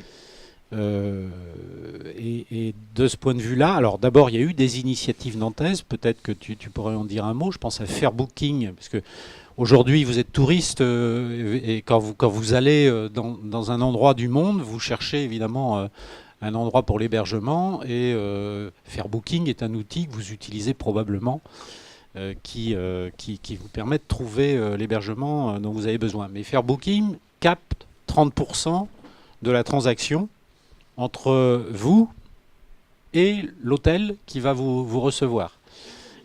Non. Booking.com, pardon, voilà. Oui, je me trompe. Justement, Fairbooking est l'initiative qui a été créée, je veux dire, pour essayer de contrer Booking.com. Donc tu pourrais en dire un mot. Il y a ShareMySea qui... Oui. Voilà, ce sont des initiatives nantaises qui sont intéressantes. Je ne sais pas si elles peuvent en susciter d'autres, mais tu peux peut-être en dire un mot.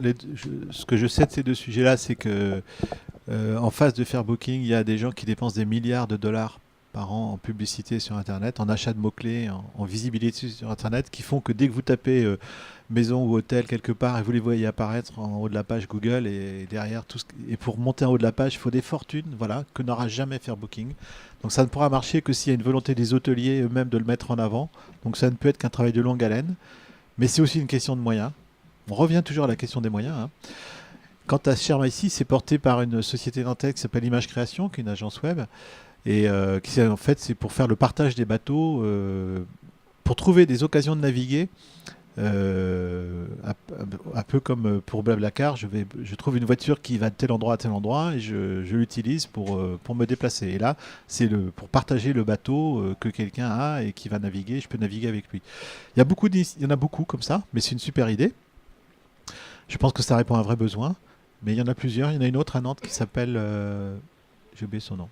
Skipper. Voilà. Ça foisonne a priori.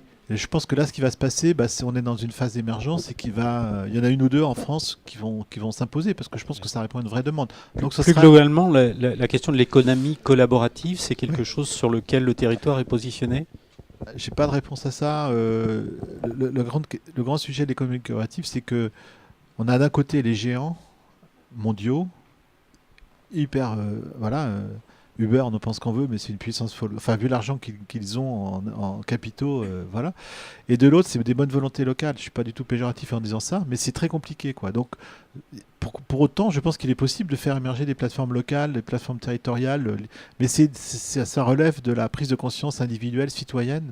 Et donc, ça n'aura pas. Mais aller chercher à lutter contre les géants avec les mêmes moyens, c'est pas la peine, quoi. Mais pour autant, je ne pense pas que ce soit qu'il faille renoncer, quoi. Mais pour moi, ça devrait faire partie de projets de territoire aujourd'hui. C'est-à-dire que ces infrastructures-là devraient être traitées comme les aéroports ou les routes. C'est-à-dire qu'il devrait y avoir un soutien public à l'émergence de ces outils-là, parce que ça permettrait à quelqu'un de louer un hôtel à Nantes sans laisser 30%. Sans prendre 30% de la recette de l'hôtelier, à des bateaux d'être plus navigants, à des gens de naviguer plus. Enfin, vous voyez, pareil dans ce qu'on appelle toute l'économie locale, hein, les circuits courts, etc. Il y a certainement autour de ça des plateformes organisées, en tous les cas des initiatives privées à soutenir. Et là-dessus, j'en sais pas assez, mais je trouve que ce serait peut-être pour le Conseil de développement un sujet à pousser, à mettre en avant. D'accord, il y a la queue. Alors, je vais être assez succincte. Vous parliez du tourisme juste avant. J'avais une question, parce que vous parliez aussi d'économie collaborative. Sur des villes comme Paris, vous avez des sociétés qui regroupent des incubateurs, qui regroupent des organismes de tourisme et des nouvelles structures, des nouvelles pousses. Je les connais bien parce que je fais partie du jury là-bas. Et en fait, justement, étant nantaise, c'est quelque chose que j'aimerais voir pour ma ville. Le tourisme, c'est un très bon moyen de se faire connaître. Oui. Jean Blaise, aujourd'hui, fait de très beaux projets pour Nantes et le voyage à Nantes nous fait connaître énormément, et notamment l'international. Mais il manque aujourd'hui cette incubation. Vous parliez tout à l'heure de 8 incubateurs. Oui. On est énormément dans l'ingénierie, la technologie. Mais pour moi, le tourisme est un domaine qui est aujourd'hui très réduit, très à échelle très réduite. Et vous parliez de Booking.com. En effet, il y a des très gros, mais il y a plein de jeunes avec beaucoup d'idées. Bien sûr, mais là, il faudrait peut-être aller voir les incubateurs actuels, leur proposer de développer des offres en la matière, des spécialisations, ou créer un incubateur, du coup. Il y en a un qui est thématique à Nantes, c'est autour des métiers de la santé, et il est soutenu par Harmonie Mutuelle. Donc, autour de la santé et du soin, ils ont développé un incubateur de start-up centré sur ces sujets-là. Et vous avez raison. Alors là, du coup, il faudrait trouver à Nantes et des individus et des acteurs économiques sensibles à cette question. Et je trouve que l'idée de voyage à Nantes est très bonne. Peut-être que il pourrait être un aiguillon, en tous les cas, favoriser ça, parce que là encore, on serait dans quelque chose qui susciterait du développement et avec un retour pour le territoire favorable, puisqu'on est une région touristique. Même si dans ces métiers-là, je pense qu'il faut être un national ou international, enfin dans l'approche. Où se situe Nantes dans la compétition entre les grandes métropoles ?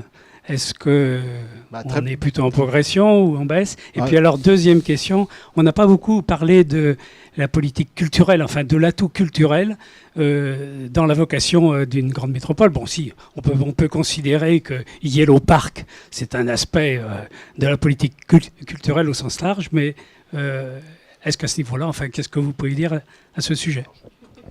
Alors, on est Nantes, les classements fleurissent toujours et on est soit premier, soit deuxième dans les classements d'attractivité, l'intention, d'envie, etc. Donc dans l'image, dans tous les cas, on est toujours très bien, ça c'est sûr.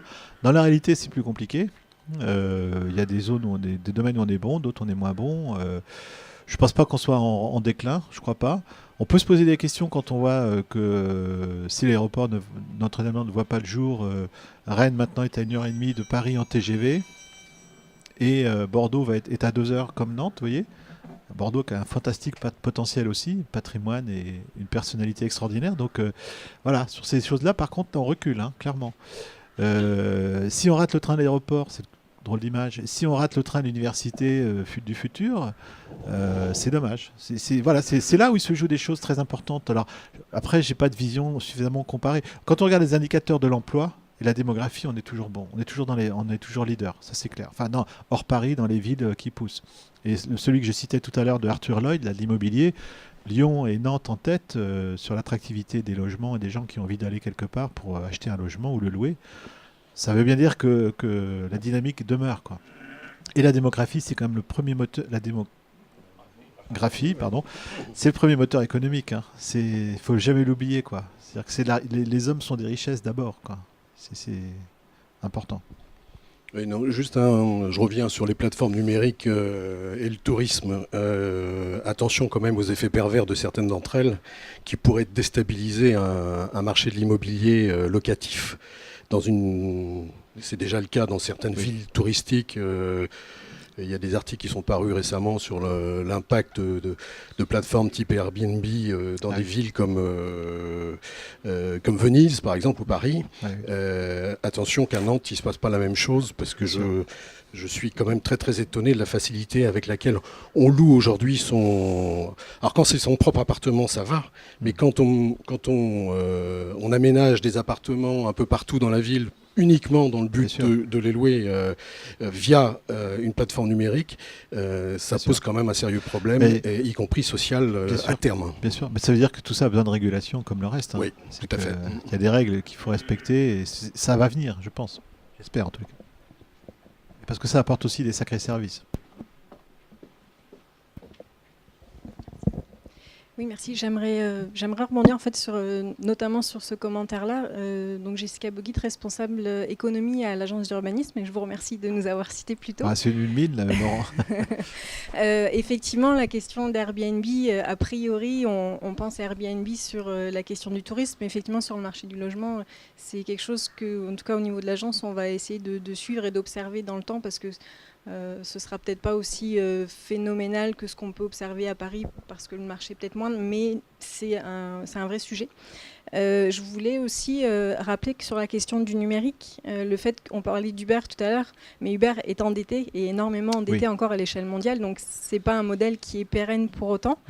Mais effectivement, le modèle des startups, c'est aussi un modèle où on cherche à tout prix à absorber tout ce qu'il y a autour pour pouvoir être le premier et le seul.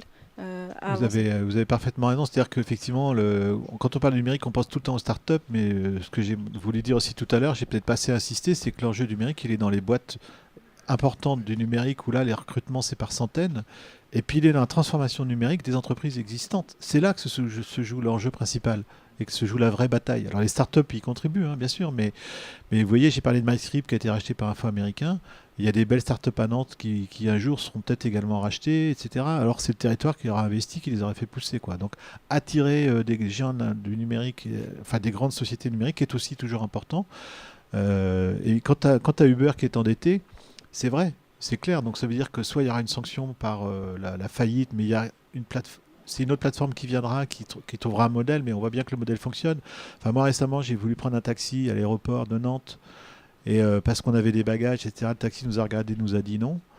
J'étais soufflé, quoi. Donc, j'ai pris une appli Uber, et une minute après, il était au bout de la rue, il est venu me chercher, quoi. Je dis voilà. C'est-à-dire qu'on est quand même à Nantes, dans le monde des taxis, j'espère qu'il n'y en a pas dans la salle, qui est un tout petit peu en retard, on va dire ça. Donc voilà. Donc je pense qu'effectivement, là encore, il y aura une régulation tant sociale que financière. C'est-à-dire que les chauffeurs d'Uber exploités vont eux-mêmes s'organiser, ils vont peser plus lourd, ils vont monter soit des syndicats ou des coopératives, j'en sais rien. Mais on n'est qu'au début de l'histoire, quoi. Par contre, le service apporté par l'intelligence que ça donne de faire tourner des voitures, ou le covoiturage, c'est comme le covoiturage, quoi. C'est quand même assez extraordinaire comme moyen de déplacement. Et c'est une des réponses aux questions environnementales et aux questions de circulation d'engorgement de la circulation. Donc on voit bien que là, il faut trouver le bon réglage, quoi. Puis j'avais une dernière petite question, commentaire. Et alors je m'excuse parce que je suis arrivée en retard, donc peut-être en avez-vous parlé au tout début de votre exposé, mais sur la question alimentaire et sur de fait l'attractivité de notre territoire fait en sorte qu'on a besoin de nourrir de plus en plus de monde, sur toutes les tendances qui sont liées à l'alimentaire. Qu'est-ce que vous pouvez en J'en ai pas ressortir? parlé, j'ai pas là-dessus de lumière particulière, il y a sûrement des choses à dire, mais en termes de, vous dire, d'offres d'aliments ou de qualité de l'agriculture ou des choses comme ça?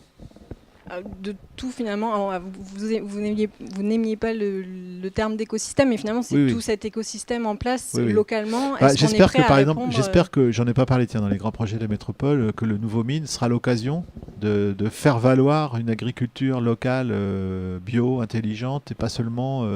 On a été quand même, vous avez vu dans les cartes publiées il y a quelques temps des pesticides en France. Alors Atlantique était en tête parce qu'elle a 2 sources de pesticides que sont la viticulture et le maraîchage. C'est assez dramatique quand même. Donc il faut qu'on s'améliore dans ces domaines-là, mais il y a beaucoup de chemin qui est fait, heureusement. Mais le mine, je pense que c'est l'intention, hein, je n'ai pas été voir de près, mais doit être l'occasion de faire une plateforme justement. J'espère que ce sera du physique et du digital pour faire une vraie plateforme de valorisation des produits locaux. Alors, on voit bien tout le débat qui est en ce moment sur l'alimentation, ce qui se passe en ce moment entre la grande distribution et les agriculteurs, les interventions de Macron hier ou avant-hier. Là, on est à un tournant, là aussi. Et Nantes, qui est une grande ville agroalimentaire historique, hein, la conserverie, la biscuiterie sont nées là quand même, et c'est toujours très présent. Il y a toujours un fort maraîchage, il y a toujours une viticulture, il y a toujours une grosse agriculture autour. On a Terrena qui est un des poids lourds, un des champions français de l'agriculture qui est à Ancenis, qui est basé à Ancenis. Tout ça pour dire qu'il y a ici aussi certainement beaucoup, il y a des grandes écoles aussi basées à Nantes. Il y a certainement ici matière à répondre d'une bonne façon à l'enjeu de l'alimentation, certainement. Mais là, tiens, on va revenir à la question, il faut qu'il y ait aussi une intelligence donnée à tout ça, une vision, un partage, une mise en avant, il y a donc un projet et pour servir de prise de conscience et une capacité à fédérer, à emporter et à emmener les gens, quoi. Après, ça dépend beaucoup des initiatives aussi, mais je pense qu'il y a des choses à faire, oui. Oui, Dominique, une question un peu générale. Est-ce que tu as des informations sur l'implication de la place financière, les banques, en fait, etc., tous les gens qui gravitent autour de la finance, de la place financière régionale, on va dire, dans le développement général de l'économie? Je ne parle pas des gros poids lourds, mais enfin, au-delà d'Airbus et des chantiers de l'Atlantique, tu l'as dit tout à l'heure, il y a un tas d'entreprises petites ou moyennes qui se développent, qui ont besoin de moyens financiers. Est-ce que la place financière je pense qu'elle est assez vraiment dynamique, impliquée? oui. Je pense qu'elle est assez dynamique. Il y a des banques régionales ici qui sont puissantes, hein, plus qu'ailleurs. Les banques mutualistes, Crédit Agricole, Crédit Mutuel, Banque Populaire, Caisse d'épargne sont très présents.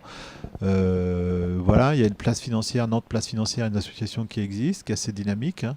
Il y a des fonds d'investissement régionaux, soit privés, soit centrés sur des univers techniques ou alors des émanations publiques comme Pays de la Loire Développement. Voilà, je pense qu'il y a quand même une réponse à apporter aux besoins de financement ou de succession des entreprises locales lorsqu'elles je pense pas qu'il y ait un manque de financement. Enfin, je ne le perçois pas comme tel. Mais il y a quand même des trous dans le filet. Enfin, je pense que notamment du côté des startups, là, il faut que quand elles atteignent un certain niveau, il faut qu'elles puissent trouver, si besoin, des réponses qui protègent. Avant, à Nantes, dans l'Ouest, il y avait l'Institut de participation de l'Ouest, l'IPO, qui était une formidable machine, qui était une émanation de Guichard d'ailleurs, et de l'époque de la métropole nantaise, enfin de la vision de cette question-là comme étant un facteur de développement, d'enracinement et de développement d'entreprises régionales. Du coup, après, c'est devenu une branche du Crédit Mutuel. Maintenant, c'est CIC Capital Développement, quelque chose comme ça. Voilà, donc c'est plus la même histoire. Mais ils sont quand même encore là, ils sont toujours présents. Je pense qu'ils sont quand même toujours actifs. Mais voilà, c'est une question, c'est un vrai sujet. Oui. Oui, je voudrais revenir sur le besoin d'un pilotage politique. J'ai connu, pour y avoir un peu participé, une période où il y avait autour de la table, tu l'as indiqué, il y avait Jean-Marc Ayrault, il y avait Olivier Guichard, il y avait Charles-Henri de Cossé-Brissac. Ça décidait très très vite avec les milieux patronaux derrière. C'est comme ça qu'il y a eu une école d'ingénieurs par an à Nantes. On peut en citer plusieurs. Aujourd'hui, est-ce que ce temps-là, qui est plus un temps de gouvernance, est-ce qu'il n'est pas révolu quand on voit aujourd'hui que la communication de Nantes se fait plutôt sur la nature en ville, sur la culture, et c'est important, les beaux-arts, le musée des beaux-arts entre autres, c'est un élément d'attractivité. Moi, je ne sens pas le projet économique. Est-ce que ce temps-là n'est pas révolu? D'une part, parce que la sociologie nantaise a évolué également, et d'autre part, parce que dans ce temps-là, il y avait une déperdition de l'activité économique sur Nantes. On était à la fin des chantiers navals, donc il y avait un réel besoin de répondre à ça. Est-ce que ce temps-là n'est pas révolu, et s'il n'est pas révolu, quels seraient les ingrédients pour retrouver une vraie gouvernance économique avec un projet qui tienne la route? C'est exactement ça. C'est-à-dire qu'il y a eu la grande crise des années 60, la fin des industries traditionnelles, de la navale, de l'agroalimentaire déjà, de la conserverie et tout ça, qui a généré une nouvelle génération d'entrepreneurs privés publics, les Michel Decré et tous ces gens-là qui ont porté Ouest Atlantique à l'époque, Jean-Joseph Régent, tout ça. Donc tous ces gens-là ont été des incarnations dans le monde économique et une capacité de travailler avec le monde politique. Et donc il y avait effectivement cette volonté, mais il fallait sortir Nantes de la crise, il fallait upgrader Nantes, comme on dit, il fallait... Voilà. Aujourd'hui, quelque part, on l'a vu, ça marche tout seul, enfin presque. C'est-à-dire que finalement, le territoire a sa dynamique, son attractivité, il y a une formidable... Mais il y a quand même des dossiers lourds sur lesquels il y a des zones de risque importantes. Du coup, ça ne pourrait plus être l'époque où 3 barons locaux pilotent la chose. Ça, c'est fini, de quoi qu'il arrive. Ça veut dire qu'il faut de l'intelligence collective. C'est plus complexe, effectivement. Il faut mailler plus de réseaux. Les patrons ne peuvent pas tout décider, les politiques non plus. Donc, il faut qu'ils aient des relais dans la société. C'est plus complexe, mais ça ne veut pas dire que c'est pas possible. Mais ça veut dire qu'il faut une lecture, un projet. Il faut une intelligence partagée, une vision partagée qui infuse et qui diffuse bien dans tous les corps. Je pense que Notre-Dame-des-Landes est née de la fin de cette époque-là. On a pensé qu'on allait créer un aéroport en catimini entre 3 ou 4 personnes qui l'avaient décidé en attendant que ça passe. Et ça a failli passer d'ailleurs. Ça a failli passer. Parce que s'il n'y avait pas eu une grève de la faim, des types qui se sont installés en bas de la rue de la Fosse, et puis ensuite les Alice qui ont débarqué, etc., le coup était joué. Parce qu'on était dans la gestion tactique du sujet. Comme ça avait toujours marché comme ça, on s'était dit on fait le boulot, on n'en parle pas trop, on fait pas de bruit, quoi. Et bien finalement, on n'a pas vu venir une vraie et légitime opposition, je ne conteste pas son existence, elle a le droit, sociétale, sociale, humaine, sur des enjeux qui étaient autres. On n'a pas vu ces histoires-là arriver, quoi. Donc je pense qu'aujourd'hui, quand je dis portage politique, c'est aussi projet, et c'est réensemencer dans la société des débats, des questions, des enjeux autour de l'alimentation, autour de l'énergie, autour de grandes questions qui demeurent. Et on a des atouts extraordinaires quand même pour y répondre. Voilà, donc c'est plus collectif aujourd'hui, forcément. Mais l'absence peut peser cher, peut coûter cher. Voilà. Après, on est dans un monde humain, il y a toujours besoin de leadership quand même. C'est-à-dire qu'il y a quand même un moment ou l'autre, il faut qu'il y ait quelques figures qui finissent par incarner les choses. Et voilà. Mais autour de ces gens-là, ça peut plus être trois technos qui bossent et qui font tourner la machine. Ça, c'est pas vrai. Il faut que ça embraye sur la société. Oui, Michel a devancé la question sur le monde d'Olivier Guichard et de Jean-Marc Ayrault, Révolu. Peut-être pas citer les deux, mais moi, la question que je voulais poser, c'est est-ce qu'un changement institutionnel dont on peut parler aujourd'hui localement, demain on pourrait avoir une métropole institutionnelle Nantes-Saint-Nazaire du type lyonnais ou du type ex-Marseille. Est-ce que ça changerait des choses? Et est-ce qu'on resterait toujours dans cette idée que le développement des métropoles se pense toujours par rapport à l'État, qu'on est toujours dans l'idée que l'État met trop d'argent, l'État n'est pas gentil avec nous, l'État ceci, etc.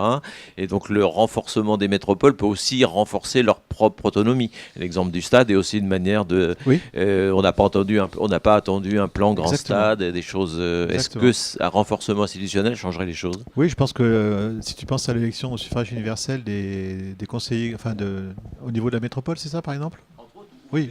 Plus large. Ou plus large, oui. Oui, alors après, moi je serais totalement favorable à ça, parce que ça obligerait à penser les questions complexes à l'échelle Nantes-Saint-Nazaire à minimum. Quand je dis Nantes-Saint-Nazaire, ça va d'Ancenis à La Baule, et voilà, ça englobe le pays de Ré. En fait, c'est la Loire-Atlantique, si on veut aller. C'est le pays nantais d'avant. Enfin, on sort jamais de la géographie finalement. Donc je sais pas, il faudrait trouver une articulation. Est-ce que c'est la Loire-Atlantique qui devient métropole ou la métropole qui devient Loire-Atlantique? J'en sais rien. Mais c'est vrai qu'à Lyon, c'est en train de se passer, entre le département du Rhône et la métropole de Lyon. En tous les cas, il y a une articulation à trouver avec des élections qui doivent effectivement se faire à cette échelle-là, parce que c'est à cette échelle-là que ça doit se gérer, et se comprendre, et se lire, et donc se décider. Le référendum qui a été fait, ou la consultation sur Notre-Dame-des-Landes qui a été faite à l'échelle de la Loire-Atlantique, on a bien vu que finalement, c'était les territoires plutôt éloignés qui étaient les plus favorables. Et heureusement qu'on les a consultés, ces gens-là, parce qu'ils sont très concernés aussi, et que ce n'était pas un débat entre bobo-nantais, je voulais dire, je caricature, mais voilà. Donc ça veut bien dire que là, on était sur une échelle de consultation, et malheureusement peut-être pas de décision, qui était pertinente. Donc ça veut dire que le syndicat mixte de l'aéroport, il réunit le département, les 2 régions, les métropoles et tout, donc il est dans son côté institutionnel, il est parfait. Mais il n'a pas une légitimité démocratique. Donc je pense qu'à l'échelle de la Loire-Atlantique, et donc de la métropole Nantes-Saint-Nazaire élargie, il y a certainement à fonder quelque chose, mais je n'ai pas de réponse en disant ça, de légitimité démocratique et de portage de problèmes à cette échelle-là. Parce qu'autrement, on va rester dans un jeu local contre local et on ne s'en sortira pas. Voilà. Oui, Bruno Dehaye, je voudrais faire une remarque et poser une question. Alors ma remarque concerne la carte qui montre la Gironde et la Loire-Atlantique comme les départements les plus utilisateurs de pesticides en France. Évidemment, c'est frappant, mais je crois que c'est lié à la viticulture. Oui, et le maraîchage. Enfin, la viticulture, beaucoup, oui. Oui, parce qu'en Gironde, le Bordeaux ne produit qu'en Gironde, oui. Le Muscadet seulement en Loire-Atlantique. Et ma question concerne, alors je ne veux pas faire focaliser sur l'aéroport, mais je voudrais revenir sur Nantes-Atlantique. Au cas où l'aéroport de Notre-Dame-des-Landes échouerait, ne se ferait pas, est-ce qu'il y a un plan B à Loire-Atlantique, Nantes-Atlantique, on va dire? Je pense que si le gouvernement décide ça, il devra dire obligatoirement, quoi qu'on en pense, qu'on peut agrandir Nantes-Atlantique. Voilà, parce que sinon c'est inacceptable. Là, donc il devra faire passer la pilule en affirmant que c'est possible. Maintenant, ça ne répondra certainement pas à l'ambition et au potentiel d'un nouvel aéroport là où il est prévu. Mais le plan B, après, il y a des raisons techniques, juridiques qui font qu'on dit que c'est pas possible ou financièrement c'est débile. Enfin voilà, donc il faudra habiller la mariée, de toute façon, hein, dans les 2 sens. Hein. De toute façon, donc il faudra du courage politique. Hein. Voilà. Oui, je reviens au sujet précédent, en essayant de le prolonger. En fait, quand je t'entends, ça me rappelle qu'il y a quelques années, il existait une instance de gouvernance à l'échelle, qui n'était pas à l'échelle de la grande métropole ou du grand territoire, je ne sais pas comment l'appeler, mais qui était au moins à l'échelle de l'estuaire. C'était l'association communautaire de l'estuaire de la Loire. Oui. Et donc, alors, bien entendu, les choses ont changé, les acteurs c'était les grands élus, etc. C'était les grands élus entre eux. Quoi. C'était les grands élus, mais c'était aussi, j'allais dire, les grands présidents, quoi, hein, parce que voilà, il y avait les autorités portuaires, il y avait les autorités économiques, et ainsi de suite. Donc, en fait, j'allais dire, à l'échelle de l'époque dans laquelle nous sommes, et surtout à l'échelle de l'époque dans laquelle nous entrons, est-ce que finalement, ce n'est pas le grand projet politique de pilotage du développement économique, culturel de cet estuaire, ce n'est pas finalement quelque chose qui ressemblerait à ça, quoi? Oui, mais la grande question, c'est quel lien entre une ACL bis et la population? Parce que si tu remets autour de la table, comme c'était le cas, le président du port, le président de la chambre de commerce, le maire de Nantes, le maire de Saint-Nazaire, le président de la région, le président du département, c'était ces gens-là. Donc, tu peux recommencer ça, il n'y a pas de problème. Hein. Sauf que derrière, ça n'embraye pas. Voilà, donc aujourd'hui, on le voit bien dans les grands sujets comme Notre-Dame-des-Landes, mais d'autres. Encore une fois, il ne faut pas se focaliser là-dessus. Il faut que la société civile, que les corps intermédiaires, que les gens aient accès à des informations et la capacité à comprendre les enjeux et qu'on se dise que ce qui est bon pour l'école centrale de Nantes est bon pour Saint-Nazaire, ce qui est bon pour Saint-Nazaire est bon pour l'école centrale de Nantes. Et tant qu'on n'aura pas ça comme une évidence pour tout le monde, on restera sur des débats insuffisants, quoi. Voilà, et je donne cet exemple, mais il y en a plein d'autres. Hein.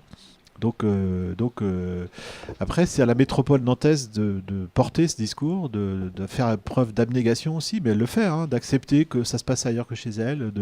Je sais que dans le rapprochement du SCOT Nantes-Saint-Nazaire, il y a eu beaucoup de compromis de fait à l'époque, etc. Mais c'est un sujet compliqué parce que c'est pas un sujet du quotidien. Et les élus sont forcément par nature, les élus locaux, focalisés sur le quotidien. C'est-à-dire que... Échelle des temps. Ah oui, échelle des temps et échelle géographique. C'est-à-dire que là, on est sur des sujets stratégiques. Donc, on ne peut pas intéresser toute la population avec ça. C'est ça qui est compliqué, quoi. Sauf quand il y a un problème. Voilà. Et donc... Oui, alors... Micro. Oui. Il n'y a que si Fillon était passé qu'on avait nos chances. Pas sûr.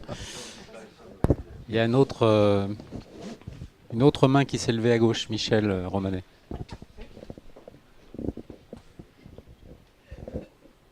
Quelle vision avez-vous de la formation et plus particulièrement de l'apprentissage ? Elle n'est pas originale, je veux dire que c'est nécessaire et que c'est bien, qu'il faut le développer, et que justement, dans les métiers du futur, dans l'industrie du futur, mais aussi dans le numérique, par exemple, de ces deux domaines-là, c'est quelque chose qui doit, semble-t-il, être développé, puisque ça marche ailleurs. Et donc j'espère que dans ce nouveau centre de formation à l'IRT Jules Verne que j'évoquais tout à l'heure, l'apprentissage, je crois, sera en première ligne, quoi. Mais dans les métiers du numérique, pareil. Aujourd'hui, les écoles qui se créent, y compris à Nantes dans le numérique, ont pour un principe de ne plus simplement prendre les gens sur les diplômes, et heureusement. Ils prennent les gens sur leurs compétences, sur leur motivation, compétences au sens appétence et au sens capacité à comprendre. Mais s'ils n'ont pas le bac, on s'en fout, quoi. Donc c'est aussi les écoles de la deuxième chance, etc. Donc ça, je pense que des filières d'apprentissage peuvent parfaitement convenir à des jeunes qui ont besoin à la fois de gagner un peu d'argent, d'être dans le concret et d'apprendre. Par contre, voilà, il faut le pousser, le développer à fond, quoi. Mais il y a une volonté, je pense, aujourd'hui, quand même mieux partagée qu'avant de cela. Mais depuis le temps qu'on en parle, ceci dit, c'est vrai, hein, ça fait des années qu'on en parle. Mais il y avait des blocages souterrains aussi. Hein, au niveau de la région, par exemple, il y avait une vision parfois un peu idéologique de la chose, de l'ancienne région, je veux dire. Je pense que ça, c'est moins vrai aujourd'hui, quoi. Voilà.